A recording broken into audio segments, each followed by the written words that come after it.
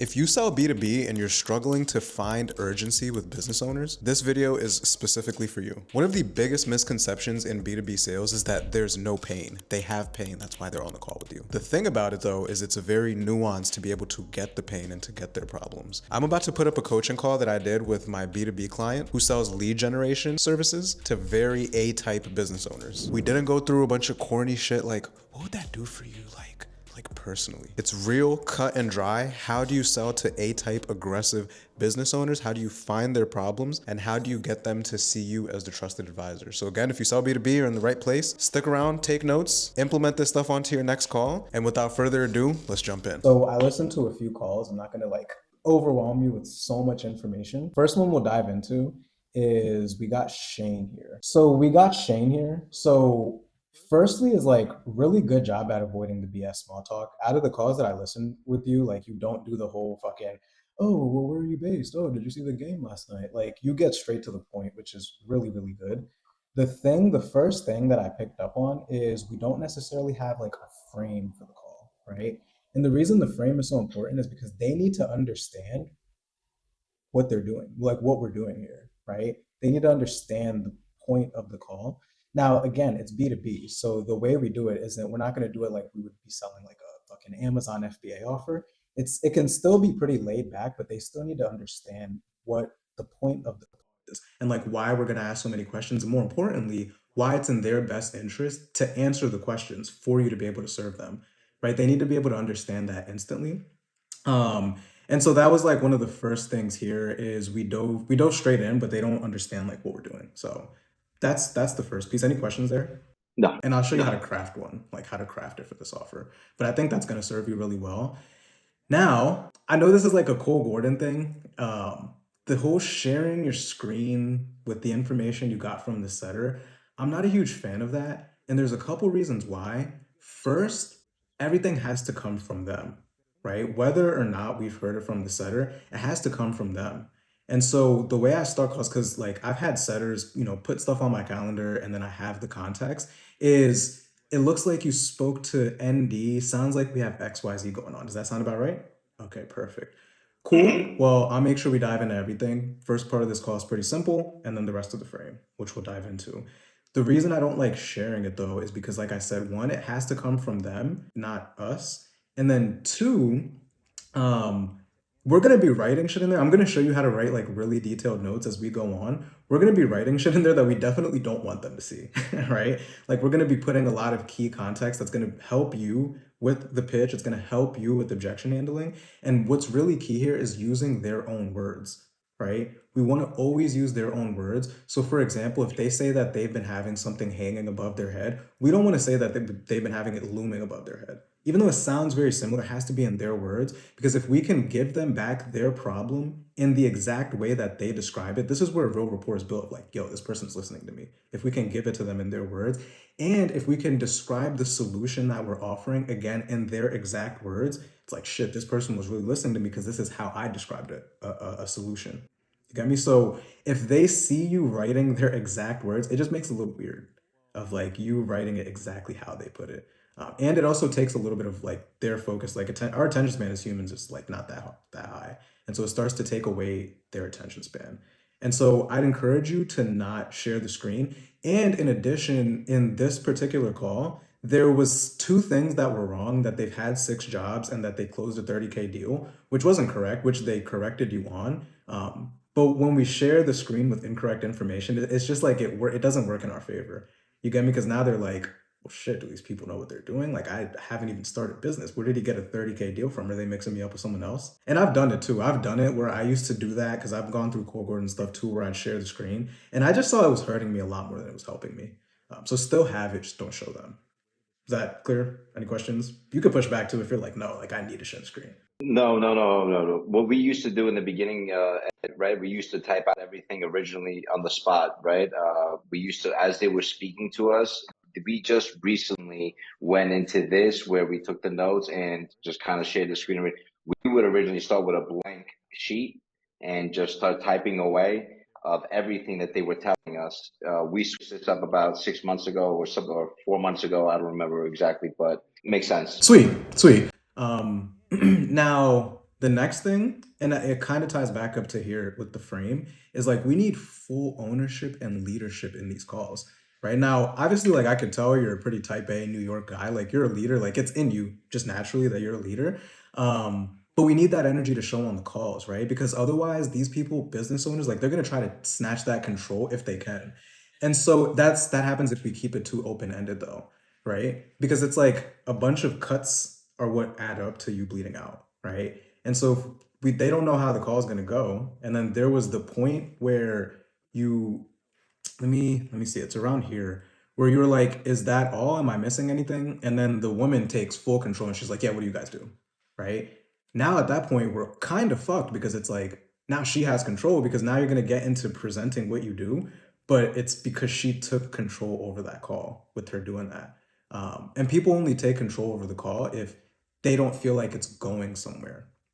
Right? The best way I think of it is like you have two friends, right? And I'm sure you can relate to this where friend A, it's like it feels like time is just it flies, right? You're with them and you look up and it's like, damn, we've already been hanging out for 2 hours. You feel smarter as a result of hanging out with them. But then there's also friend B where you're only with them for like 20 or 30 minutes. And it's like, fuck, I have all these things that I could be doing and I've been here, right?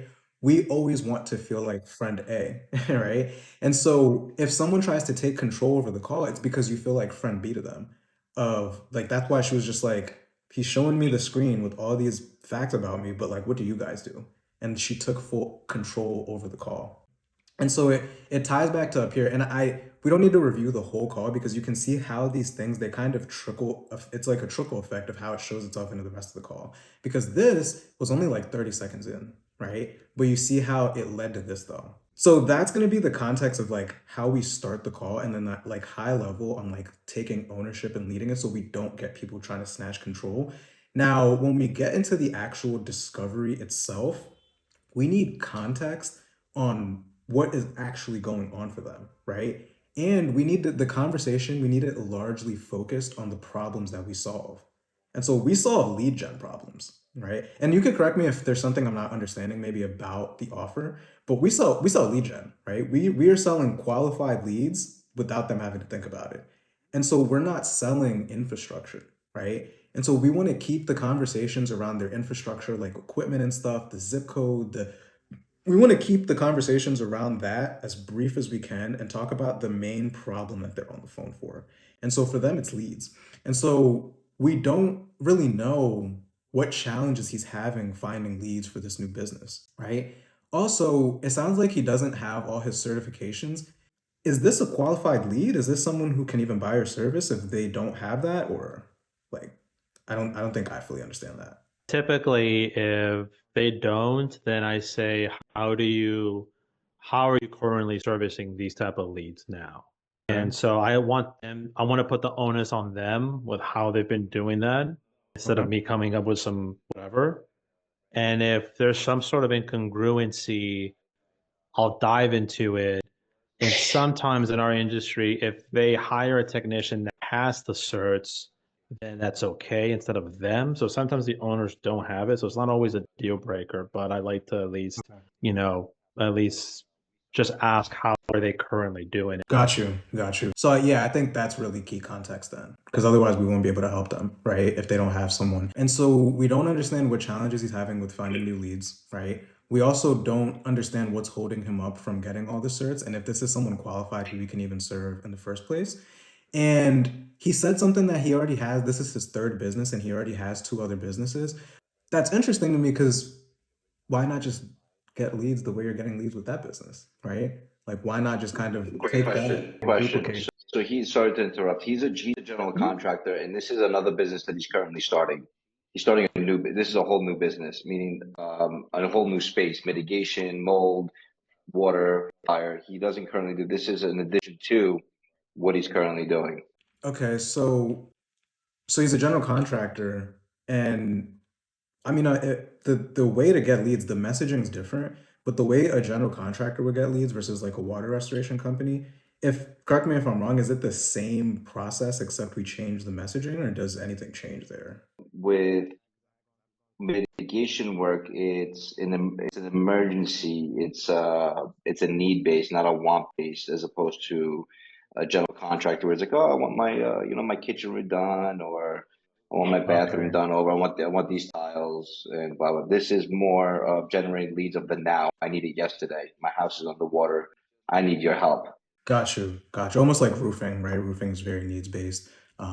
Makes sense. Makes sense. And so I still kind of want to understand what he's doing. Basically, the reason I'm asking this is because I want to DQ that as an objection, right?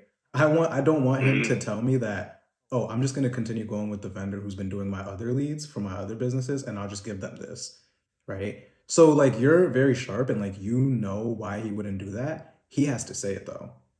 And again, now this is why this comes back into like why we don't want to share notes, because we're gonna write that down too.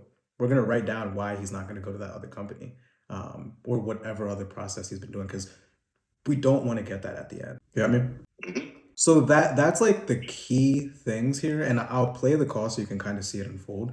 That's like the key thing there. And then also this is like a high level thing of I only really heard you do it once or twice, but just the habit thing for you to be aware of is not being too assumptive in the discovery of like assuming that they're gonna work with us, right? And some of the language we use, it alludes to us assuming that they're gonna work with us of like, are you gonna be the ones on the monthly meetings, right? Or is it gonna be you? Versus like, okay, whoever you decide to work with, and I heard you use some neutrality, which is why I'm take it with a grain of salt. Like whoever you're going to be working with, like who's going to be the main point of contact between the two of you? Okay, it's going to be you. Again, it's small knives that lead up to the sales resistance. And so, really, don't want to beat a dead horse. The key thing that we don't understand is this, and this is what's going to sell him on us, right? And a key thing, and then also only talking about problems that we solve, right? Like Ed, when you and I met, I didn't ask you about lead quality, right? I didn't ask you about that. I asked you about your sales process because that's the problem I solve. So if you start telling me you have shit leads, I don't solve that problem. So now the conversation's going a direction that I can't help you, right? And so talking about problems we solve and then getting context around why they're looking for new leads. Because Ed, I remember something you were saying is like we keep getting these trust-based objections. It's like they don't trust us and they've been burned. And the key way to build trust is for them to know this person understands me, right? This person understands my problems. They understand my situation. You get me? Yeah. So I have it broken down here into just three things that you'll be able to take away with what I covered there. Alex, I can tell you're pretty attentive, man. Is everything landing? Is there anything you don't agree with? Anything you don't understand that I'm saying here? No. Everything's crystal clear. Hell Oh yeah. yeah. Hell Oh yeah. yeah. Cool. So the next one. The next one is Joe. And again, you avoid the small talk, right? Like that's really good because I always have to tell people like, bro, you don't need to fucking build a report for 10 minutes. So that's good. And then the same feedback about sharing the screen. I think it applies here too. Now, right here, the elephant, so really good with your facial expressions and your body language when he said that it's been 6 months with no leads. Right there. Yes, I did have one. To see growth, right? From day one. Okay, plenty of time. What are you currently receiving from the digital space? Yeah, hardly anything. I think I've gotten one confirmed job. Yes. Good. That was good right there. In 6 months, one, shit, right? Like I'll make them feel crazy about that. One in 6 months. So that's good. Now, the elephant in the room here is why has this dude allowed 6 months to go by with only getting one lead and paying them $2,000 a month? Right? Because what's going on here is he has a flawed decision-making process around this. Because like logically, like I don't understand why after 2 months, maybe 3 months, why wouldn't you change something? Right? You don't have to be as confrontational as I'm being right now, but that's the key thing that we need to understand, right? And again, when we talk about trust, is like most lead gen companies aren't asking these things, aren't understanding, like inviting them into understanding their way of thinking. Like, why have we allowed this to go on for 6 months? And he says that things have slowed down, but this is vague. What does that mean, right? He says that they've slowed down since February, March. Let's actually look at the numbers. That's going to be really key for offers like this. Is let's look at the numbers and let's look at what slowed down means. Okay, take me back for a second. What did February look like? How many jobs? Okay, cool. What about March? Okay, what about April? Because who knows? Maybe he had 10 and then he had like 6 and then he had 3. So now we have a gap of Oh, so it sounds like things have slowly been like declining, like 50% month over month. Like I'm not a mathematician here. Does that sound about right? Okay. I guess I'm trying to understand, and this isn't like a gotcha moment, right? I'm trying to understand like, I guess why have we allowed that to continue for 6 months? Maybe I'm missing something. Right? Did they make you sign like a 6 month minimum retainer? Okay. So like what do you feel like is the reason we've allowed that to continue? Right? And does he have a sales team in place who's closing these jobs? And if we do, what's this inconsistency doing to their morale? Salespeople are emotional, very emotional, right? Like you can imagine as a sales rep, if you're getting a bunch of shit leads, it's like fuck, I don't even want to take these calls, right? So like, and he may not have a sales team, but it's good context to gather of like, what's the inconsistency doing to them? And so for here, these are the two key things: understanding context of what slowed down means, understanding why he's kept things the same, and what the impacts of keeping things the same have been.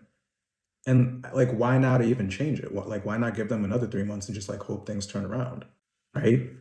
And again, from like a sales perspective, we don't want that to be an objection, because if we don't have this conversation, what's he going to say at the end?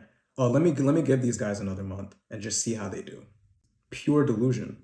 But you're going to get hit with that if we don't have these conversations now. So we need, and it all comes back to trust, because now you know what the inconsistency actually looks like month over month, like the leads he's been getting. You know why he's kept these people for 6 months. You've showed him to him that this is a flawed way of thinking, right? And then now when we slap our solution, right? And there's more to it, right? Because we need to get a better understanding of like his goals too. Like, okay, where are we looking to get? Something that I picked up on this one and the last one is I think we rely very heavily on, and ND is fucking great, does a good job on those set calls and gets a lot of context. But I think we have that context and maybe like almost like paralyzes us a little bit because we don't feel the need to dive deeper into, okay, this is where he wants to get to, right? This is what's stopping him from getting there. We don't always need to ask a cost of inaction. That's like B2C. We don't need to do that. I mean, we could throw in like a light one, right? Oh shit, what happens if we continue with these guys for another 6 months? What happens then? But you could be careful with that one because B2B, you could be careful with that one. But you can see that there's feedback that kind of overlaps across the two calls. And it's getting context of the key things someone needs to buy, clarity on their problem. Like most people don't know. They don't know their problem, right? So we need crystal clear clarity on what their problem is, crystal clear clarity on what a solution looks like, and then we're that bridge. So throwing a lot at you here, but before we keep going, questions, anything? Yeah. When you're dealing with, so let's just say hypothetically you're dealing with a newer business, right? They're just starting out, right? Obviously they're looking to scale. I mean, that's not a problem. That's just a part of a new business, no? What would be something that you would, again, utilize in getting context? What are you looking to achieve? What are your goals, right? Those are some key points that you would, right, go for. Role play with me. Role play with me. And Yeah. then ask your next question actually before. Yeah, yeah. So I'm the customer, or you're the customer. Yeah, no, we can run a role play for the question you just asked. It sounded like there was another question though. Was there a second question, or was that? There is. So new business, just started in January. Is doing 20K a month. Is looking to scale. Aside from these basic questions that I've asked him on the call, what else would you go in and ask? What are your goals? Right, that's my question. Yeah, got you. Okay, so let's role play. Okay, so you said you're doing about 20K a month right now? Yes, sir. Okay, and you've been in business for 5 months, right? Started in January. Yep. Yeah, where are you looking to get to? What's the ultimate goal, like over the next like 3 to 6 months for you? Like to be able to double my business. I would say like around 40K. 40K. Okay. And assuming like you have the infrastructure to be able to handle that, right? Mm-hmm. I Sweet. do. Okay. And from that 20K, a couple things I'm curious on. One, is it just you? Do you have a sales team in place that's closing these deals, or is it just you? No, I have 4 guys that work with me. I'm the 5th guy on the crew. Fifth guy. Okay. For sales guys, or like crew members? 4 techs, 4 crew members, 4 techs. Okay. Okay. So you're the one closing them. And of that 20K, how many jobs are we getting to result of that 20K? We do some carpet cleaning, some air duct cleaning. I would say around 4 jobs of those happen to be, mid jobs or water jobs. Okay, 4 jobs. So we're averaging about 5 grand a month. And so in order for you to get to 40, we would need 8, right? Yep. Yeah. And what's your current lead source right now? How are you getting leads? Right now, currently utilizing 33 Mile, Angie's Leads, things of that nature. Okay. And just so I have context, what's preventing you from just like doing more of that and rather than getting 4 leads from that, just like getting 8? Um, Half of them are good. One of them, with 33 Mile, half of them are good. Angie's Leads, they're not so good. Just trying to find an avenue that's consistent. Mm. And when you say not so good, what does that mean? I don't want to assume. Meaning maybe 1 out of 8 leads are good. Good meaning qualified, or like what's your definition? Again, Yeah, qualified meaning as in jobs, turn into okay. jobs. Okay. So you said hold on, let me write this down. You said 1 of 8 leads are qualified, yeah? Yes. And how much does it cost for you to get those 8 leads? Roughly around, I would say around, depending, I mean, 300 to 400 a lead. Okay, so we're paying 3,200 for on average a 5K job, like 3,200 for all the leads, and then one closes, which is on average Mm-hmm. 5 grand. Yes. That could be trouble, man. Sounds like we're running on some tight margins there, okay? And of that, right, the of the 7 that we're paying for, you said you've been doing this for 5, 6 months, right? Yes, sir. Yeah. And so again, I'm not a mathematician here, but 48 leads at you said how much? 400. Okay. So we've paid about 20 grand total in 4 leads, and it's resulted in about 60 grand, 60 to 70 grand across that time, roughly, right? Mm-hmm. Yeah. Interesting, man. Just give me a little insight. I guess what's kept you from like what's the reason we continue going back to them, seeing that like 10% of the leads are qualified? Obviously, you're on the call I just today, but kept us. just wanted to give them an opportunity, and just maybe things would change. Again, just trying it out to see. Again, I'm fairly new. Okay, boom. Paul, we could pause right there, right? I have Mm-hmm. a ton of fucking context now, right? I understand like 20 to 40 is like, okay, where are we at right now? Where are we trying to get to? What's stopping us from getting there? What are we paying per lead? This is a huge gap right here because you guys' service, almost guarantees qualified leads, right? So if we're paying 3,200 on average for a 5K job, this dude's going to be out of business very, very soon. And now we can start to show it to them through the questions that we're asking. Now we're starting to gain that context. So that was a quick role play, but do you see the direction I was going there? Mm-hmm. Yep. How did you feel as the business owner, as the prospect? Shit, I gotta get my shit together. Hmm. Right. And that's a lot more powerful than having it on a screen from a conversation they had maybe 2 or 3 days ago. Because that context in itself, that's like, there's no, like, he's leaking money every single day. You're paying 3,200 for a $5,000 deal. And we wouldn't have gotten this. It just comes down to breaking down the math. Okay, 20 deals, I mean 20K sounds sexy. Oh, you're doing 20K a month. Once we find out it's 5K per deal, that could be trouble. Once we find out you're paying 3,200 for those 5K, that could be trouble. Right? This is where we start to create this gap. And there's something else I was going to say. I lost it, but this is ultimately where we start. This is where we start to build this gap, though. And then again, trust is starting to be built now because now they're seeing you as the expert. Oh, I remember what I was going to say. You guys' jobs on average, what is the average deal size? Because I think it's like Andy said like 10K, 8 to 10K. Is that correct or no? What we sell or what we get for them? Yeah, the average, like your customers, their average deal size, do you know what that is? Yeah, I would say average mitigation job, water is like 6,500. Rebuilds can be 10 to 25 on top if they do that. The margins on the rebuilds a lot lower. Margins on water is like 90, 80%. And that's not including the mold removal, any others. Mold can be anywhere from like 3 to 8, depends. Those are usually cash. Got you. Got you. So 10, 6,500. So is it fair to say maybe the average is around 8K? Because it could go pretty high, but it could also be pretty low. It's like 8K, a good We'll median. ask, I always ask them that, and they usually know, like they gave me averages, and we'll find. I'll try to hone in on a number, so then like the math checks out. Hmm. Yeah, because my one of my DQ questions is like, well, why haven't you started anything? Why haven't you done like paper leads before going to us. Where I think last time I said this, I was like, well, we're more like the role, and I don't know if this is good.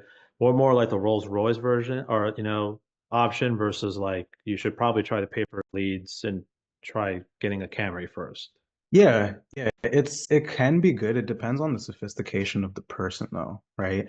Because like again, when we're selling B2B, like these are smarter people. This isn't like a 25-year-old or 22-year-old who wants to like start an Amazon FBA store, right? These people are a little smarter, so they've heard certain things like that, and they can kind of see through what we're trying to do if we're too obvious with it. You feel me? But with this though, the reason I was asking that is because now that's even more leverage of we've done on average our clients do 8K a job, right? 45 million divided by the 21,000. I'm sure it comes down to something much bigger than 5K. We could just say 8K, right? On average, our people are doing 8K and you're doing 5K, right? On average, our people, and this is for the presentation, on average, our people are doing 250 a lead and you're doing 400 a lead, right?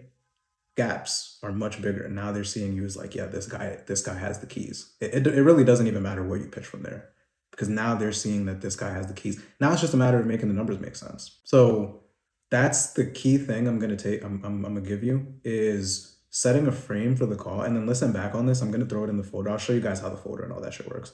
But setting a frame for the call and really gathering context the way I just did right there and breaking it down into the numbers. Because I'm not gonna say like to take the whole approach of like, wow, and like having 8 leads, like what would that do for you personally? That type of shit's not gonna work for these people. We need to show them that their way of thinking is losing them money. And especially if they have a sales team, right? Like we got them by the balls if they have a sales team. Because they're gonna turn and burn their sales team. And we can even dive deeper, like that's some It's sauce we not could too talk about. common. It's Oh, it's usually like, not? no, not really. Okay. If they have a sales team, which is very rare, they're already doing very well. Just because it's usually the owner or it's the partner closing the deals. Okay. Okay. Got you. So then maybe that's not a direction we need to take. But yeah, I think if you could take just something away here is understanding how the revenue that they're making, this is what I mean by context, revenue they're making, the job, so you can get the cost per deal, right? Having hard numbers and then understanding their cost per lead. Because I think that in itself, like you're gonna make more money if you just implement that for now. Can you repeat the framing part again? Yeah, so I'll show you guys how to put together a frame. So in short, Nick, we just kind of miss a lot of not red flags, but we need to dive deeper into the questions and actively really, really listen to what they're saying to us and not let it slide if something's like does not make sense at all. Exactly. Just for us to understand. Exactly. And even if you have context, right, still asking it because they need to say it out loud. When it comes from us, it means nothing. When it comes from them, it means everything. 30 seconds to 2 minutes of the call is so important because they're reading you and you're reading them, right? And so these are the boxes that need to be checked very early in the call is framing the call. And when we frame it, we need high status and we need to put them in a decision-making state. I'd encourage you to watch this video right here where I break it down, but it'd probably go something like, hey man, looks like you're looking at like potentially leveraging AI to get some more qualified leads. Does that sound about right? Yes, it does. Cool. Well, it looks like you spoke to ND here, have a little bit of context. Sounds like we're having a lot of inconsistency over the last few months. We haven't really been able to scale paid ads or paid leads. Does that sound about correct? Yes, it does. Cool. Well, I'll make sure we cover everything. First part of this call, super simple. It's really just me understanding a little more about your business and like where you guys are right now versus where you want to get to. And if it feels like we could get you there, we'll talk through what that would look like, the software, the program, etc. I will say this, definitely not for everyone. Like there's some businesses we just can't help. And so if it doesn't feel like there's alignment, I've been in the space long enough, I'll still be able to point you in the best direction of a company that could help. Would that be helpful? Yes. Cool. So for starters, man, talk to me. What are the biggest challenges, obstacles when it comes to actually getting that lead flow, right? Or like, what's the biggest challenges you're having when it comes to actually like scaling right now? Like what's not working for you as well as you think it should be. And then now that opens up the conversation. They know that there be questions because it's leading somewhere. And then that first question, it lands us right on a problem. Mm-hmm. The same way I did with you, man. right? With you, Alex, like within 2 minutes, I have so much context of your business within just the first couple minutes. Um, you got me? So that's listen to this and that video that I showed you right there of how to frame. And then just listen back to this call because a lot of what's in there is general and high level around the way I break it down. Listen to the course so that you can understand the theory, but listen to these recordings so you can understand how I make it like specific to your business. We'll have this recording. Yeah, yeah. Awesome. Hope you enjoyed that, and I hope it broke any beliefs that you have about sales or specific strategies not working in B2B, because guys, everyone is human. If you got any value from that, the link below to join my mentorship or to apply to join for my mentorship is below. I obviously work with everybody very closely the way I was working with that team. So I can't work with everyone and I don't have infinite time, but I have a set amount of slots every single month of students that I take on and work with one-on-one. If you're on an offer or you're a business owner, if you're making some kind of commission, 3, 4, 5 grand, maybe even 10 grand a month and wanting to take it to the next level, click the link below, see if you qualify. If not, make sure you like, comment, and subscribe, and I'll see you in the next one. Peace.